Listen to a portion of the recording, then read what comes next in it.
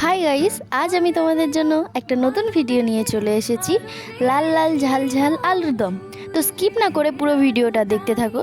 তো প্রথমেই গ্যাসটা জ্বালিয়ে নিয়ে কড়াইটা বসিয়ে কড়াইটা একটু গরম হয়ে এলে তার মধ্যে সর্ষের তেল দিয়ে দেবে পরিমাণ মতো। তারপর তেলটা একটু কিছুক্ষণ গরম হওয়ার পর তার মধ্যে আগে থেকে কেটে রাখা আলু, পেঁয়াজ, আদা বাটা, রসুন বাটা আর ফোড়নের জন্য শুকনো লঙ্কা, তেজপাতা, গোলমরিচ, 4-5টা এলাচ, দারচিনি আর কিছুটা লবঙ্গ। আর মশলা যা যা লাগে হলুদ গুঁড়ো, কাশ্মীরি লঙ্কার গুঁড়ো, ওখানে আছে লবণ, তারপর শাহি গরম মশলা আর পরিমাণ মতো লঙ্কার গুঁড়ো। তো তেলটা গরম হয়ে গেলে আমাদের আগে থেকে কেটে রাখা আলুগুলো কড়াইতে এবার দিয়ে দেবো।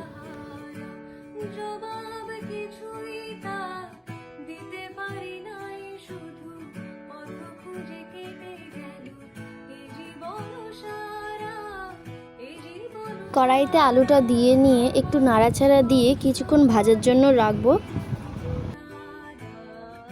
আলুটা একটু ভাজা ভাজা হয়ে এলে ওর মধ্যে একটু লবণ আর পরিমাণ মতন হলুদ গুঁড়ো দিয়ে কিছুক্ষণ একটু নাড়াচাড়া দিয়ে আলুটা লাল লাল করে ভেজে নেবো।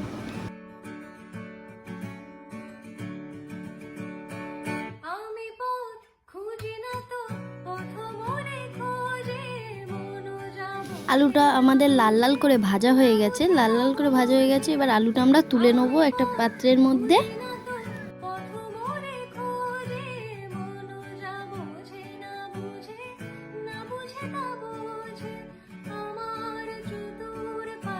আলু ভেজে রাখা তেলেই এবার আমরা ফোড়নগুলো দিয়ে দেবো, শুকনো লঙ্কা, এলাচ, দারচিনি, লবঙ্গ এসব এবার কড়াইতে দিয়ে একটু নাড়াচাড়া দিয়ে আমরা পেঁয়াজটা দিয়ে দেবো।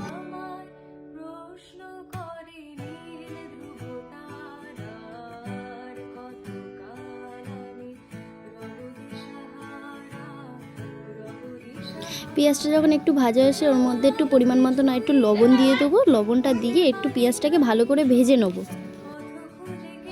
পেঁয়াজটা এবার একটু লাল লাল করে ভাজা হয়ে গেছে, এর মধ্যে আমরা এবার পরিমাণ মতো লঙ্কার গুঁড়ো দিয়ে দেবো। যে যতটা ঝাল খেতে ভালোবাসে সেরকমভাবে ঝাল দেবে। আমাদের বাড়িতে তো খুবই ঝাল খাওয়া হয়, তো আমরা ঝালটা সেই রকমভাবে দিচ্ছি। এবার যে যেরকমভাবে ঝালটা খাও সেই রকম ঝালটা দিয়ে নেবে। লঙ্কাটা দিয়ে নিয়ে পেঁয়াজটা একটু নাড়াচাড়া দিয়ে নেবে। নাড়াচাড়া দেওয়ার পর কিছুক্ষণ বাদে পেঁয়াজটা একটু যখন ভাজা ভাজা হয়ে আসবে ওর মধ্যে রসুন বাটাটা দিয়ে নেবে। তারপর আদা বাটাটা দিয়ে দেবে। আদা বাটাটা দিয়ে একটু নাড়াচাড়া দিয়ে ওর মধ্যে একটু হলুদ গুঁড়ো দিয়ে দেবে। হলুদ গুঁড়োটা দিয়ে নিয়ে তার মধ্যে একটু সামান্য জল দিয়ে তরকারিটা একটু কষিয়ে নেব।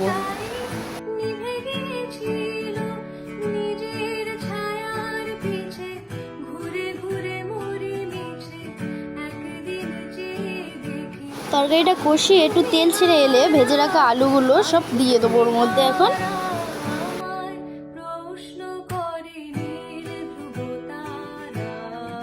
আলুটা দিয়ে একটু নাড়িয়ে নেবো। তরকারিটা যাতে আলুর মধ্যে একটু লেগে যায় সেইভাবে একটু তরকারিটা নাড়িয়ে নেবো।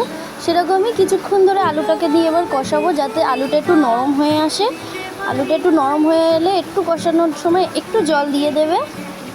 জলটা দিয়ে একটু কষাতে থাকবে। জলটা দিয়ে একটু কষিয়ে নিয়ে ওর মধ্যে কাশ্মীরি লঙ্কার গুঁড়োটা দিয়ে দেবে। কাশ্মীরি লঙ্কার গুঁড়োটা দিয়ে একটু ভালো করে নাড়াচাড়া দিয়ে নেবে। ভালো করে নাড়াচাড়া দেওয়ার পর একটু যখন শুকিয়ে আসবে ওর মধ্যে আবার একটু জল দিয়ে দেবে। জল দিয়ে ভালো করে নেড়ে চেড়ে যখন জলটা একটু ফুটে আসবে তখন উপর দিয়ে একটু সর্ষের তেল ছড়িয়ে দেবে।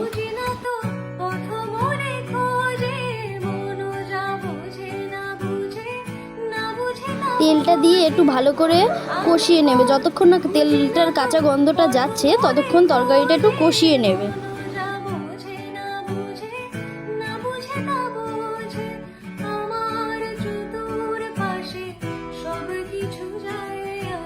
এবার তরকারিটা কষে নেওয়া হয়ে গেছে, তেলের গন্ধটাও চলে গেছে। এবার পরিমাণ মতো জলটা দিয়ে ফোটার জন্য যতটা পারো পরিমাণ মতো জলটা দিয়ে নেবে।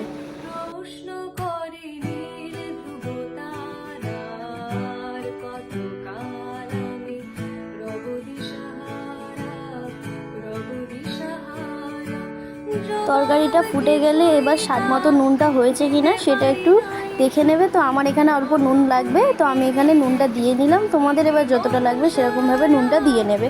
দিয়ে একটু নাড়িয়ে নিয়ে কিছুক্ষণ ফোটাবে। তারপরেই তরকারিটা যখন একটু ফুটে আসবে তারপর নামিয়ে নেবে তরকারিটা। তো দেখতেই পাচ্ছ এখানে আমার লাল লাল ঝাল ঝাল আলুর দমটি হয়ে গেছে। তো ওপর থেকে একটু ধনেপাতা ছড়িয়ে দেবে। তো আমার এখানে তৈরি হয়ে গেছে আলুর দম। যদি এই রেসিপিটা কেউ কোনো দিন বাড়িতে করে থাকো তো আমাকে কমেন্টে এসে জানিয়ে রেখো যে কেমন হয়েছে। তো আমি আলুর দমটা আজকে পরোটা দিয়ে খাচ্ছি। তোমরা যেভাবে খেতে পারো, কেউ লুচি দিয়ে, পরোটা দিয়ে বা রুটি দিয়েও খাওয়া যায়। তো যে যেইভাবে খাবে তো আমাকে কমেন্টে জানিও কেমন হয়েছে। আর আজকে আমার ভিডিওটা এই পর্যন্ত। যদি ভালো লেগে থাকে একটা লাইক করে দিও আর কমেন্টে জানিও। বাই।